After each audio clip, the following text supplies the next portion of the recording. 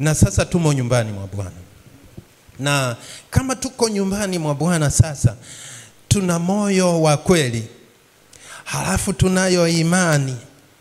Kuna kitu kingine ambacho sasa tukiangalie. Bwana Yesu asifiwe. Sasa somo la kwanza limetoka katika Wakorintho ya pili mlango wa 10 mstari wa 3 na wa 4, ambao unasema, maana ingawa tunaenenda katika mwili, hatufanyi vita kwa jinsi ya mwili. Maana silaha za vita vyetu si za mwili, bali zina uwezo katika Mungu hata kuangusha ngome. Hatufanyi vita kwa mwili, kwa jinsi ya mwili. Na silaha zetu si za mwili, lakini zina uwezo. Uwezo huo ni kuangusha ngome. Kwa hiyo piga picha, lazima uone ngome. Kama wewe huoni ngome katika maisha yako, una heri. Lakini kama kuna ngome yoyote, sio yeyote, yoyote, I say, zipo silaha. Hakikisha inaanguka. Usipoiangusha, basi utakaa katika majuto na maumivu. Bwana Yesu asifiwe. Silaha zipo na tutaona. Somo la pili, tusome tu ile Matendo ya Mitume 12 mstari wa 5. Nayo imeandikwa. Display hapa imegoma nini? Matendo ya Mitume sura ya 12 mstari wa 5 unasema, basi Petro akalindwa gerezani, nalo kanisa likamuomba Mungu kwa juhudi kwa ajili yake. Petro amekamatwa, yuko gerezani, lakini kanisa linamuomba Mungu si kidogo, kwa juhudi, ni kwa ajili yake. Yupo gerezani. Ni kama kwamba wote wamefungwa, wako gerezani. Kanisa, sijui kama tutakwenda sawa na kanisa la kwanza hilo, hata tusipolingana, lakini tunatakiwa kujifunza. Haya ndiyo maandiko matakatifu. Tujifunze na nini? Tujifunze na story za Abunwasi, Alfulela Ulela na zingine. Hakuna. Hadithi yetu ni Biblia. Hadithi zetu ni Biblia. Bwana Yesu asifiwe. Hapo nimemaliza. Display nayo inawanyima uhuru, nafikiri watu, maana nimeandaa vitu vizuri. Ni vitu vizuri kweli. Sasa tumeshavuka mistari. Sasa katika kipindi hiki, sasa somo letu sasa, ukiangalia hiyo mistari inataja silaha, inataja ngome, halafu pia inamtaja mtu mmoja amekamatwa, amewekwa gerezani. Na ukiangalia tutakavyoona, malengo ni kuuawa. Sasa kanisa linamuomba Mungu kwa juhudi kwa ajili ya mmoja. Kwa ajili ya mmoja amekamatwa. Bwana Yesu asifiwe. Naangalia huku hilo somo la kwanza limepita. Somo la pili limepita. Tuko hatua inayofuata. Somo letu linahusu ushindi wa ajabu kwa njia ya maombi. Basi tunatarajia ninapoendelea tunaliona hapo. Ushindi wa ajabu, lakini kwa njia ya maombi. Umeona, basi Petro akalindwa gerezani. Hilo ndio kanisa. Japokuwa wengine ataniambia, mbona umeleta wazungu tena, unapendelea wazungu? Wazungu ni wanadamu kama wewe, na Waafrika labda watakuwepo. Ushindi wa ajabu kwa njia ya maombi. Silaha zinazoelezwa hapo, moja wapo ni maombi. Silaha ambayo tunatakiwa kuiona. Kwaya yetu UVC ninaiota kama tausi mzuri vile. Ule wimbo fulani nilikuwa nimeleti na wimbo, lakini kwa muda wangu ninafikiri niache tu. Nilikuwa nimepangilia kwamba wangetwanga wimbo fulani ingeeleweka vizuri. Ila sasa kwa sababu naye basi, ila mnielewe tu kwamba sasa tunapokuwa katika dunia hii, kama walivyoambia, kuna kukataliwa isivyo haki. Sawa? Kuna maumivu, kuna mambo mazito yatakupata maishani mwako. Lakini kwa hawa Petro na kuna wengine kina Yakobo, tutaona sasa ilikuwa imetokea adha kama hizo. Wewe unafikiri wangekimbilia kwenda kwa waganga wa kienyeji ingekuwa sawa? Walikuwepo waganga wa kienyeji ujue, lakini hawakwenda. Wao walikuwa ni Wakristo kama sisi leo. Kwa hiyo tunajivunia kuwa Wakristo. Sasa hilo ndio somo letu. Napohama hapo,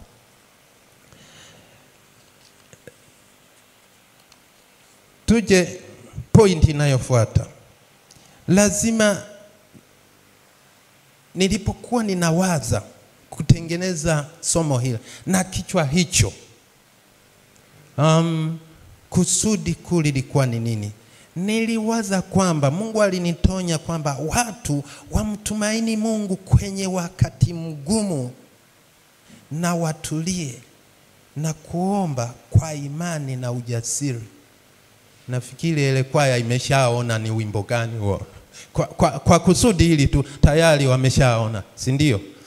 Ila sasa ndio hivyo. Nione kama itabaki hata dakika 5 sijui. Kwa hiyo ndio kusudi hilo. Kwa hiyo maelezo yote nitakapoona yanajibana kwenye kusudi hilo. Sitakwepa. Huo ndio mtima.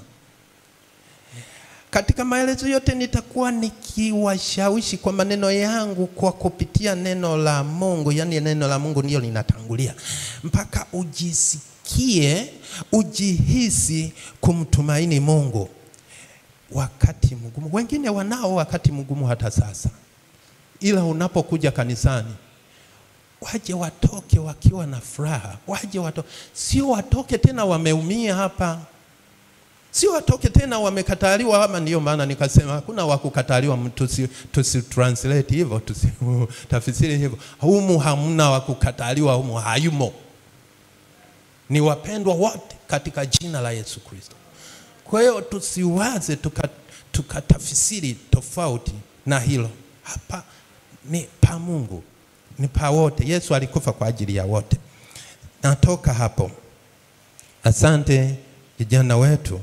Ninaingia katika maneno. Lazima bila kuingia kabla ya kuingia katika neno lenyewe, katika somo lenyewe, lazima usikie haya ambayo kabla ya kula huwa wananawa mikono na unaweka na kitambaa unapangusa kidogo. Sasa sikiliza haya kwamba katika kipindi cha kanisa la kwanza, mateso ya hali ya juu sana yaliinuka kwa waumini.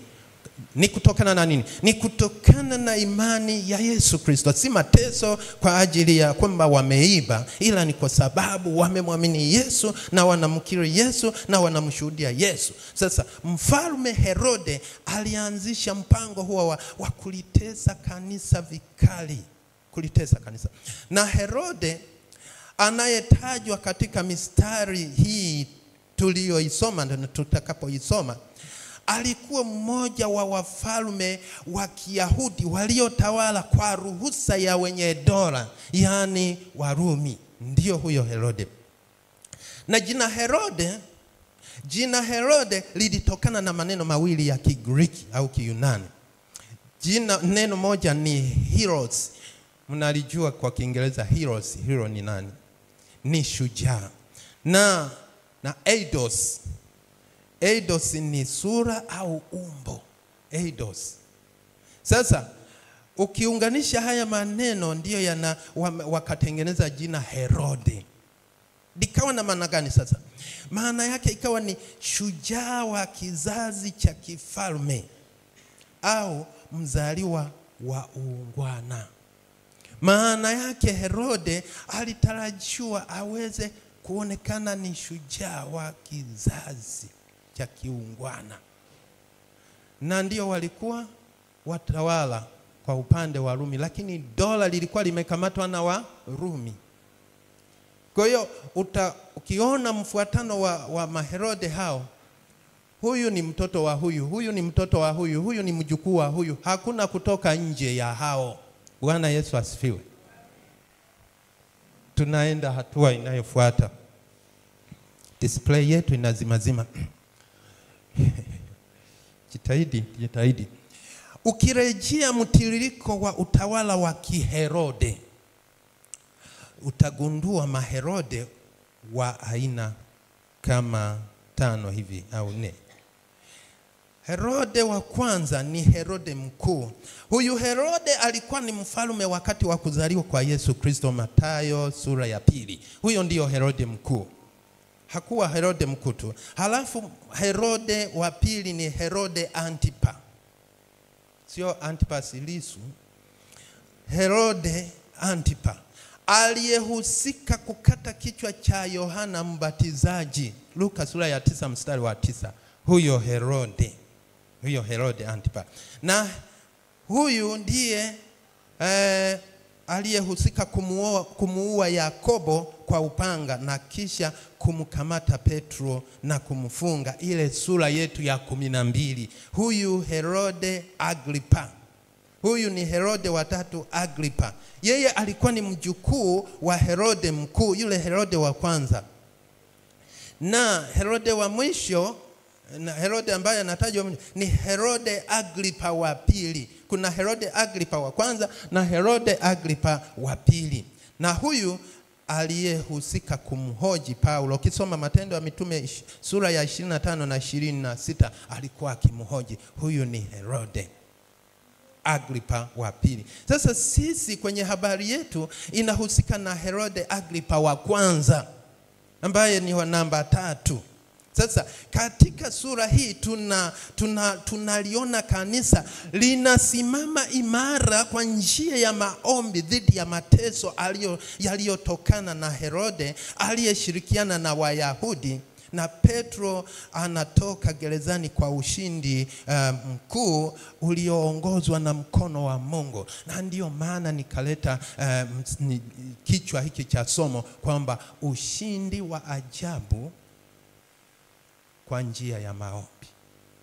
Ili na sisi kutoka katika picha hiyo tuishi maisha ya kubadilika. Tusiishi maisha ya ngumi na kuchukua visu na kujitetea. Tuishi maisha ya kumtumaini Mungu. Mtu akikufa, labda Mungu au pendishe mdomo ukalie huko, ni Mungu, sio wewe ukamfinye. Bwana Yesu asifiwe. Napotoka hapa sasa, tunaingia niwaonyeshe picha kwa maandiko yalivyo pale. Naye alipokuwa akifikiri haya, akafika nyumbani kwa Mariamu, na watu wengi walikuwa wamekutana humo wakiomba. Matendo 12:12. Sasa picha hii inatuonyesha kuomba kwa kusujudu na kwa kunyanyua mikono. Hapo sio wazungu wote. Sawa? Naomba tuangalie sasa walionyanyua mikono na wale wanaosujudu. Umeona? Tuko hivyo. Tunafanya hivyo. Hata kama ukiinuka, tuko hivyo. Angalia nyuso zao. Yawezekana kuna mtandao humo wa interneti. Kuna watu wanaweza kuwa wanachati hapa, tunaomba wanachati. Sasa huu mtandao unakusaidia hivyo, kumbe unawapeleka watu kwenye dhambi. Umeona hapo? Unaona? Sasa tuhame kidogo, utarudi kwenye picha hizo mbili, lakini tuhamie point zenyewe. Ushindi unaoongozwa na mkono wa Mungu unategemea ujasiri wa moyo. Ushindi ambao tunauhubiri, ushindi wa ajabu, ushindi ambao ni mkubwa na wenye utukufu, unategemea ujasiri wa moyo. Unapaswa uwe jasiri katika moyo wako. Jasiri katika vipi? Kivipi sasa? Point ya ujasiri naomba sasa tuende nayo. Nafikiri achelewa kidogo. Nafikiri ukaze mwendo. Tayari. Moja, point ya kwanza, kuna pointi 3. Pointi ya kwanza ni ujasiri unaoongozwa kwenye kuomba. Ujasiri unaoongoza kwenye kuomba. Na pointi ya pili ni ujasiri katika maombi. Na pointi ya 3 ni ujasiri uliojengeka kwenye matokeo ya maombi au kuona mkono wa Mungu. Pointi ya kwanza, ujasiri unaoongoza kwenye kuomba. Lazima ujasiri wako ni katika moyo ukuongoze kuomba. Yaani ujasiri huo ukuongoze kwenye kuomba badala ya njia nyingine au kukata tamaa. Moyo wako usikate tamaa unapokutana na magumu. Ule wimbo wa UVC nafikiri una maudhui haya. Unapokutana na magumu, moyo wako usikuongoze kukata tamaa, usiongoze kulia, usiongoze kutetemeka, kuvibrate, usiongoze kukata tamaa, ukuongoze kwenye kuomba. Hapo ndipo utakuwa uko vizuri. Kuna watu wanapokutana na magumu anakuwa na ujasiri. Unajua kila kitu ni moyo, nilifundisha huko nyuma. Ujasiri wake nikimurukia nikamng'ata kwenye shavu atakiona. Ujasiri wa moyo huo utakuwa umekupeleka pabaya. Ukuongoze kwenye kupiga magoti kama tulivyoona. Na point ya pili, hiyo tunaiachia hapo. Ujasiri katika maombi. Uwe ujasiri katika maombi. Ule mstari wa sura ya 12 Matendo ya Mitume, mstari wa 5 na wa 12. Sasa naomba mtu kama anaweza kufika atusomee mistari hiyo. Sasa inajumuisha na ile point ya kwanza. Sasa huu ujasiri lazima uwe unaoongoza kuomba kwa moyo, kuomba kwa kina, yani kuimimina roho kwa Mungu katika hali ya utulivu, katika hali ya utulivu. Bwana Yesu asifiwe. Bwana Yesu asifiwe. Sijui nani amefika. Mstari wa 5 na wa 12. Umeandikwaje?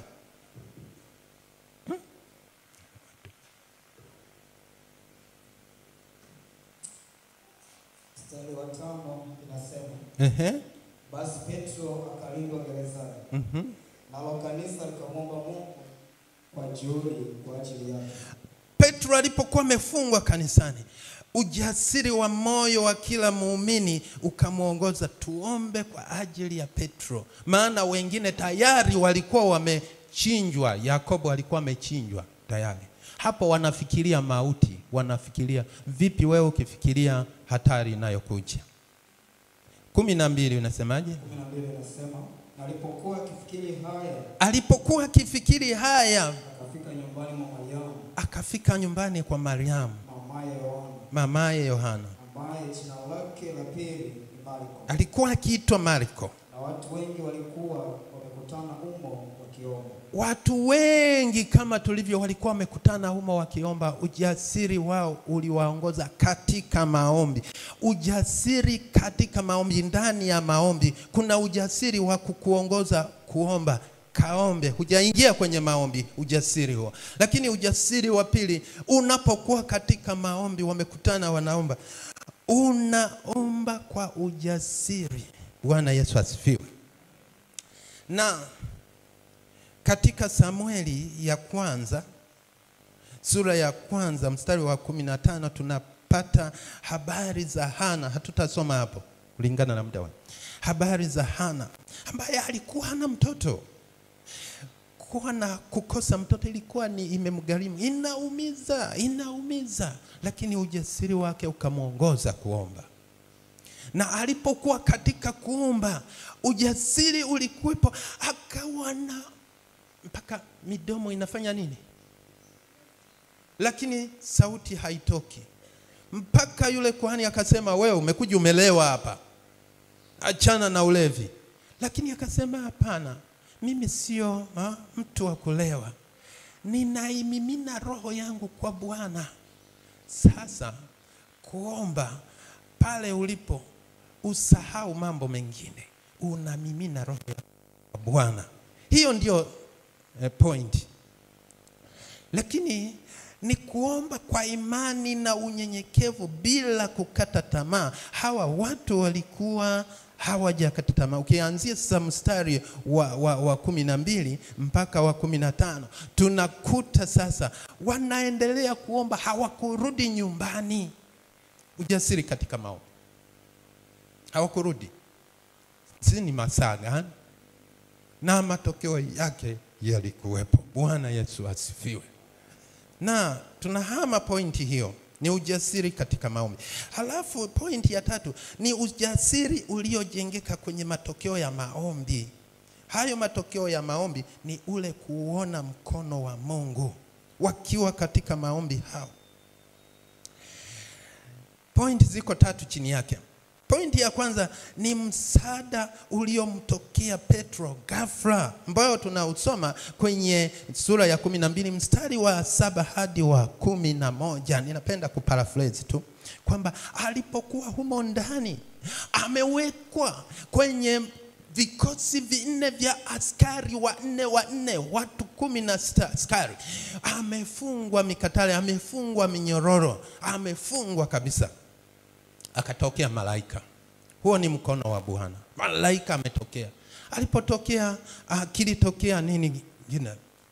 Alipotokea, alimpiga ubavuni, minyororo ikamwanguka mikononi. Inasema, imeandikwa hivyo kabisa. Ule mstari wa 7, wewe si unaona, unasoma tu hapo. Minyororo ikamwanguka. Hakuna aliyefungua minyororo. Kile ubavu tu, minyororo ikadondoka.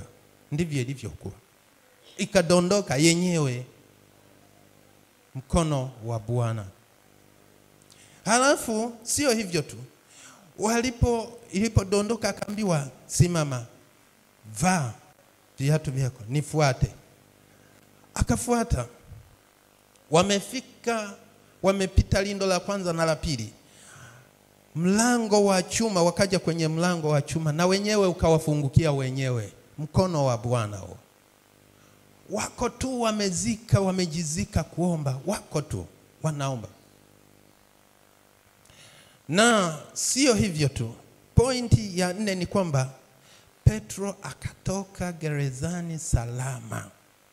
Mlango wa chuma ni mstari wa 10. Kutoka Petro salama, mstari wa 11. Ukisoma utakuta hiyo.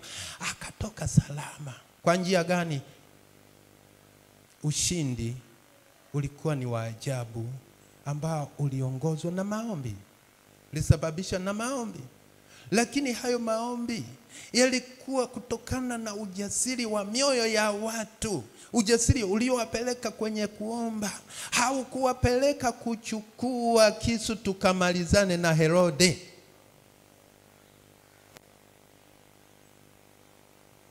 Hatuchukui bunduki eti nani tukamalizane na Tundu Lissu au na Samia Suluhu Hassan au na nani. Hawa ni watu watumishi wa Mungu wamewekwa pale. Hata kama tuwaombee kabisa. Kazi yako ni kuomba, kazi yangu ni ujasiri wangu. Hata nikiona mambo hayaendi vizuri, nipeleka kwenye kuomba. Bwana Yesu asifiwe. Na kama tumeona haya sasa, kabla ya kufika kwenye hatua hiyo, niombe displayer uturudishe kwenye hiyo picha ya kwanza, halafu tuende kwenye picha ya pili. Ile ya kwanza niseme machache. Bwana Yesu asifiwe. Picha ya kwanza, ile picha ya kwanza, ile ya kwanza. Bwana Yesu asifiwe. Sasa hapo nini tunajifunza? Mwangalie kila mmoja pale alipo. Kuna staili kadha wa kadha, yani ni mkao wa mwili wakati wa maombi. Mkao wa mwili wakati wa maombi ndiyo maana yake lugha ya mwili, lugha ya mwili. Kuna mkao au staili ya kufumbata mikono karibu na kifua au kufunga mikono kwa kupishanisha. Umeiona hiyo? Inaweza kuwa hivi.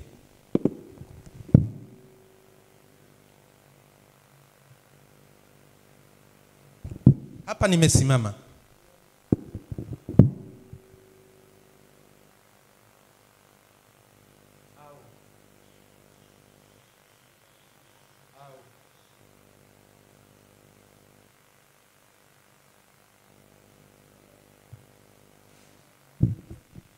Tumeona hiyo. Hiyo inaonyesha unyenyekevu na utulivu mbele za Mungu. Na hii inaashiria maombi ya kina, tena kimya, na toba na tafakari ya ndani katika moyo. Na kifua pale anapoweka kwenye kifua kinawakilisha moyo. Pale mtu anapowasilisha moyo kwa Mungu, maana unawasilisha moyo kwa Mungu. Na hii yote maana yake ni kwamba mkao huu unaonyesha kuwa mtu yuko tayari kupokea toka kwa Mungu. Bwana Yesu asifiwe. Sio shalaba.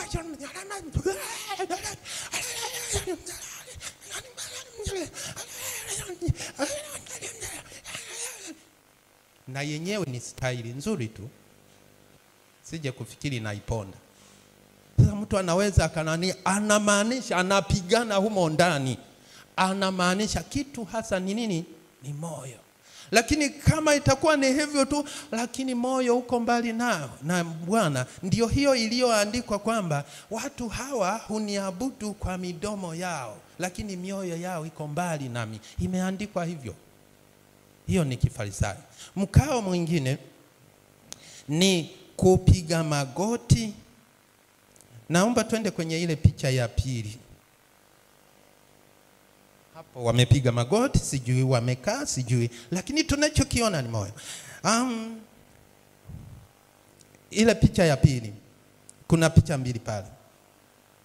Kupiga magoti ni mkao wa kuashiria unyenyekevu. Ni kuashiria toba na kujishusha mbele za Mungu. Ni waumini wengi waliopiga magoti walipokuwa wakiomba kwa dhati mbele za Mungu. Kuna mistari mingi, nawe kafanye uchunguzi utaiona, ipo. Siongei hewani, imefika. Halafu sasa mkao huu unaashiria kujisalimisha kwa kutambua kuwa Mungu ni mkuu na sisi ni wadogo. Hii ndiyo maana ya makabila ya wanaosalimia wakubwa kwa kupiga magoti. Sio kama mmeelewa. Sasa tunapiga magoti watu na kwa Mungu. Sasa hapo kuna picha mbili tofauti. Hiyo ya kuinua mikono, mtu unaomba, unanyosha mikono, ndivyo hivyo. Manake unasalenda, unajitoa, unasema mimi sina chochote na kutegemea wewe Mungu. Uwe umepiga magoti ukainua mikono ni ile ile, umeongezea chumvi. Uwe umesimama ni ile ile. Kitu ni kumaanisha. Ile picha nyingine hiyo ya kushoto kwako ndiyo ya kusujudu. Kusujudu hata hiyo haijanani, ingekwenda kwa wenzetu wale unalala kabisa. Kusujudu maana yake nini hapo? Kusujudu unajikataa. Wanasema analala hata kama hapakudekiwa, hapa analala. Makanisa mengine ya wenzetu kupiga magoti kuna kinani kimetengenezwa na sponge hapo, unapiga magoti yasiumie. Lakini kama una matatizo, acha magoti yachubuke. Mpaka Yakobo alikuwa amechubuka hata magoti. Huwezi kujispare. Siku moja tulikuwa tunafukuza mtu, mama mchungaji anani, huyu vipi? Sasa nikajua unapolala kwa jina la Yesu, anapotaka kuanguka pale pachafu pana vumbi. Sio kanisa wakati mwingine Jumatano kuonje limechezewa hakuna aliyefagia, anakwepa kwenye mavumbi, anakwepa. Yule kasema mbona kwepa nyingi? Hili pepo kweli hili? Kwepa nyingi, mbona zikwepa nyingi? Nikasema hapana. Tukasema nini? Hapana, tumsindikize. Wewe ni wa wapi? Ni wa pale tu, pale liti pale. Sasa tumsindikize. Na mama mchungaji yupo anashahidi, tulimsindikiza naye na sio na yeye, wapo waliomsindikiza. Tukafika pale. Nisikilize vizuri ndio tujue kwa kuomba. Tulipofika pale tukamkuta hapa ndio nyumbani. Mama yake anamwangalia, ndio nyumbani. Sawa. Mama huyu namfahamu. Sijui umemtoa wapi? Kwani ni nani? Ni wa wapi? Mama yake mzazi. Amekuja kanisani huko, ana shida, ameeleza lakini hali ngumu kweli. Tukasema ni wa wapi? Tukaona tumsindikize. Sawa. Kwani wewe mchungaji una house girl hapo? Umejipatia. Mwacha afanye kazi kwako kama house girl. Kwa nini umulete kwangu? Mimi simjui. Kuja kushtukia amekuja baba mzazi. Amefika baba mzazi akamsalimia. Sasa huyo aliyemsalimia hakuitikia. Msalimia baba mzazi. Baba mzazi akaitikia. Tukamuuliza, baba tumekuja hapa bado tunauliza. Huyu ni mwanao. Namfahamu huyu? Namfahamu. Una uhusiano naye? Ni binti yangu. Message mbili tofauti. Sasa tukafikiri labda baba yake, mama yake mwingine. Akasema mama yake ni mama yake huyu hapa. Unajifunza nini? Baadaye alipofunguka mama anasema, huyu binti nimekuambia simjui na wewe umejipatia ukae. Nyinyi wachungaji ndio kazi zenu za kupata wewe, nimekupa ukae naye. Huyu binti ameniwasha, amenifungia funguo, akawasha nyumba. Na mimi nilikuwa nimelala humo, ni mgonjwa. Akawasha nyumba. Nimeokokaje sijui. Nyumba yenyewe kaioneni ilivyoteketea, kweli imeteketea nyumba. Ndio maana nasema simjui. Kisa ni kijana fulani likome na nini, nikakataa. Nikabamiza simu yake. Ndio hicho kisa, ndicho hicho. Sasa huyu anampokea ni mwanae, mtafutie basi sehemu hata chumba kakae. Sisi hapa tunakaa tumepanga. Nyumba ya kazi ya utumishi imefanya nini? Imeteketea. Kila kitu kimetetekea. Hafu anakuambia ana pepo. Huyu hana pepo huyu. Huyu hana pepo. Kwa hiyo wewe ulipokuwa unanichomea nyumba, unanichomea humo, ulikuwa na wazani? Hana jibu. Pointi yangu ni kwamba Pepo nalo unaweza ukalisingizia.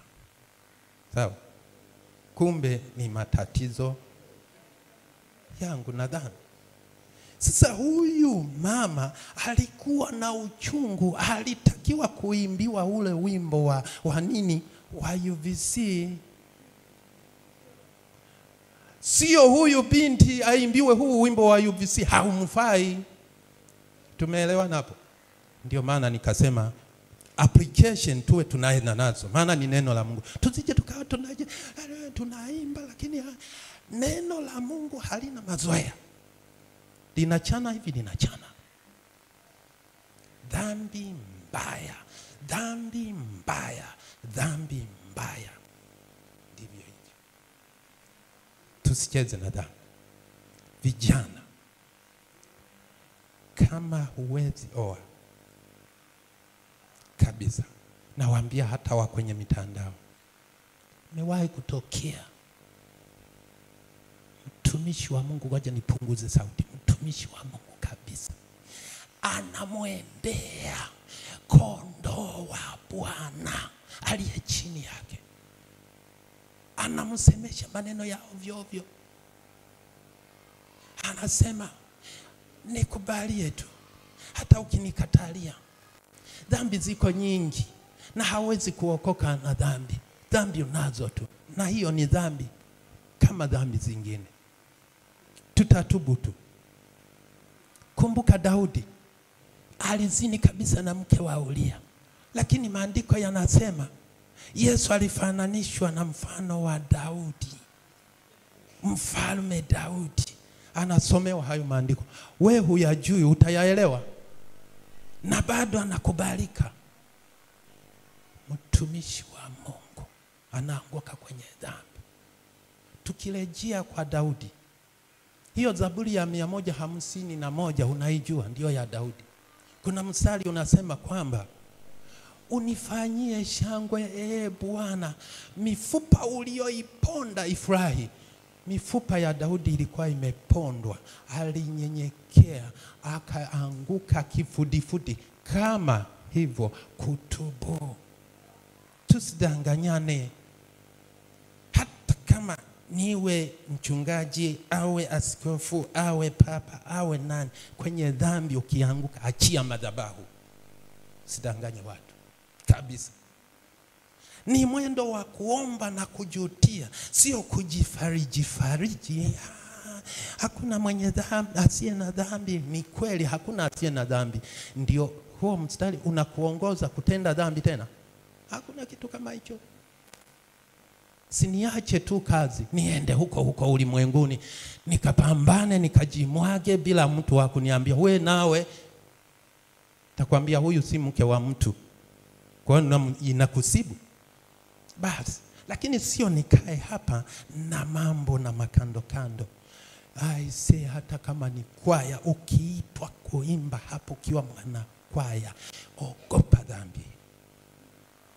Jifunze kusimama mbele na Mungu.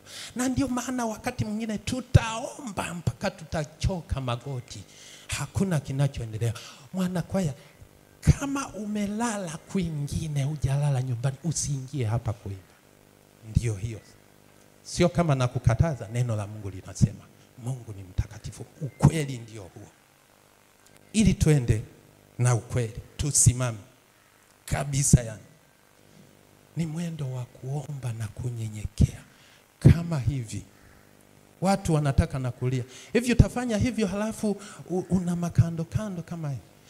Wao unadhani mimi nikifanya mambo kama haya bado nitasimama, mchungaji wetu, ubarikiwe mchungaji wetu.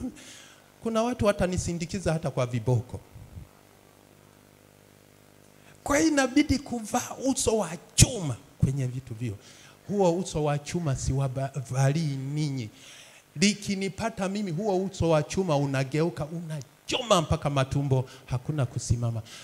Neno la Mungu ni msumeno, unakwenda, halafu kirudisha unafanya nini? Unakata. Tusicheze, tupige magoti mbele za Mungu aliyetuumba. Anajua siri zetu. tusipepeane katika uovu, tusijaribu. Hata wazee wa kanisa tusijaribu kabisa, tusijaribu.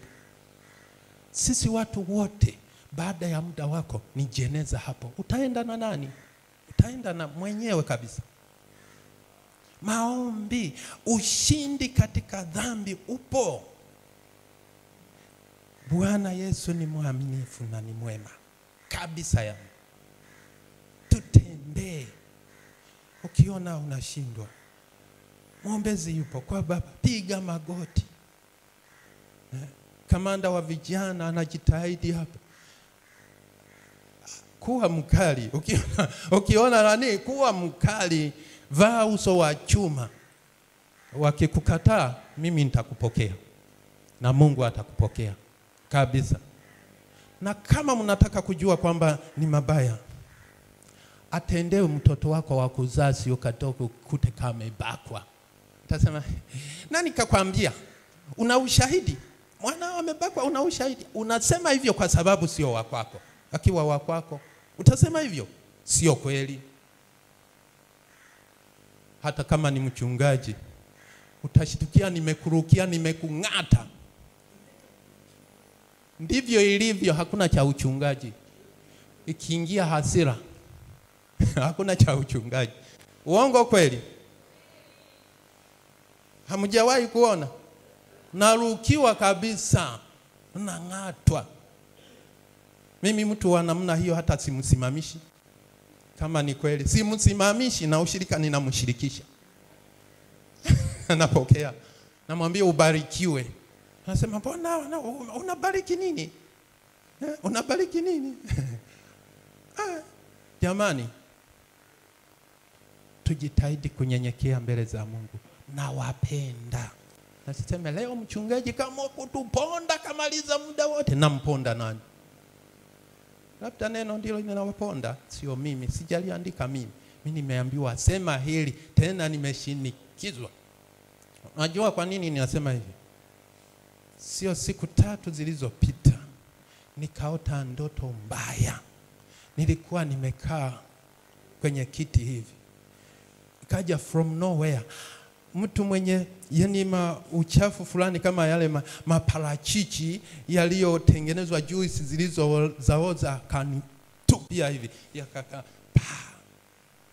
Mtu akasema, "Mchungaji jamani," akachukua kitambaa kuja kuanza ndio ni kama anayapiga plaster sasa. Yakanani, nimechukua maji kwa ndio yakaongeza kugandamana. Nikasema ili koti nilivue, nikalivua, yakabakia kwenye shati, na hili shati nivue mbele ya nani sasa? Nikaanza kuwaya, ni ndoto nzito. Tafsiri yake ngumu hata sikujua. Nakuja kuwa naomba. Nikasema, yawezekana hata wenzangu yanawapata hayo. Kafikiri tafsiri nyingine ni kung'olewa kibali. Huyu mchafu ndio hatumtaki. Na sio mchungaji tu. Ndoto inaweza kuja kwa mchungaji, kumbe kwako. Kumbe kanisa zima. Afu mchungaji nianze gani? Bwana Yesu asifiwe. Upendo jamani, upendo.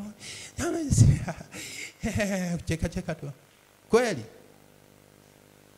kama nitakaa sio Mungu, tapigwa dafu lao na Mungu mpaka nitaangukia. Hata mtu mwenye kunipenda hata kubali. Kwa hiyo jamani, kwamba shetani ni hatari, ana namna ya njia zake. Kwa hiyo tusije tukacheza na dhambi. Mambo yote pasua. Kwa hiyo waongoza makundi ya kanisani, ni waombe sana. Jamani, kila mtu ana kipaji chake alichopewa na Mungu. Tuvitumie. Kwa hiyo kwangu mimi ni kipindi cha kutumia ulichopewa na Mungu. Tumika kwa uhuru.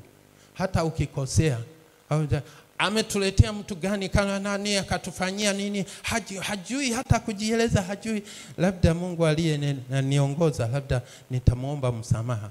Lakini hata baisikeli huwezi ukairukia tu kama hujawahi kuendesha eti ikaenda. labda bajaji yenye matairi matatu, lakini matairi mawili lazima udondoke wakushikilizie.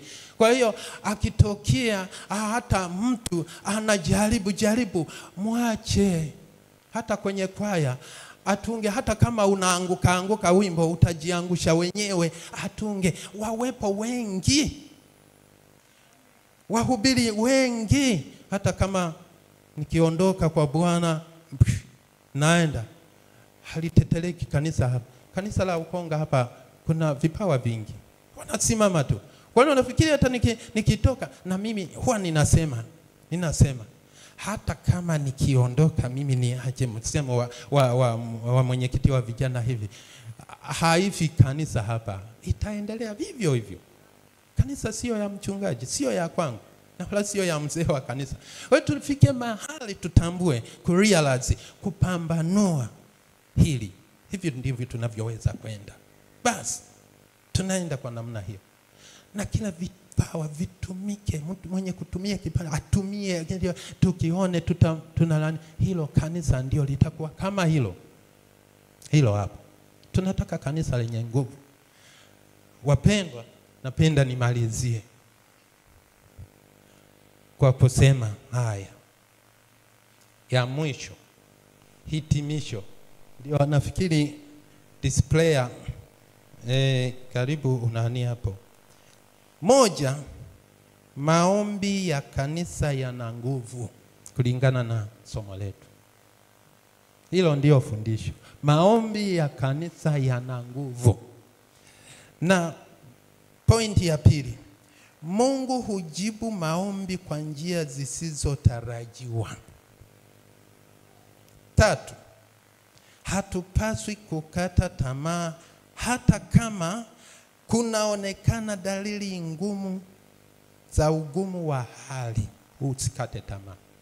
Ujasiri wako ukupeleke kwenye kuomba. Ujasiri wako uwe katika kuomba. Na ujasiri wako ujengeke katika ule mkono wa Mungu, matokeo yake. Na mwisho, ushuhuda wa matendo ya mkono wa Mungu huimarisha imani na umoja zaidi.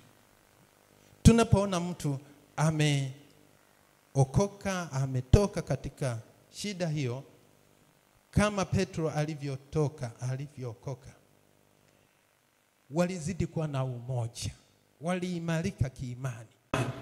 Na hata sisi Ukonga, wapendwa, kanisa la Ukonga ni kanisa zuri mno, zuri sana.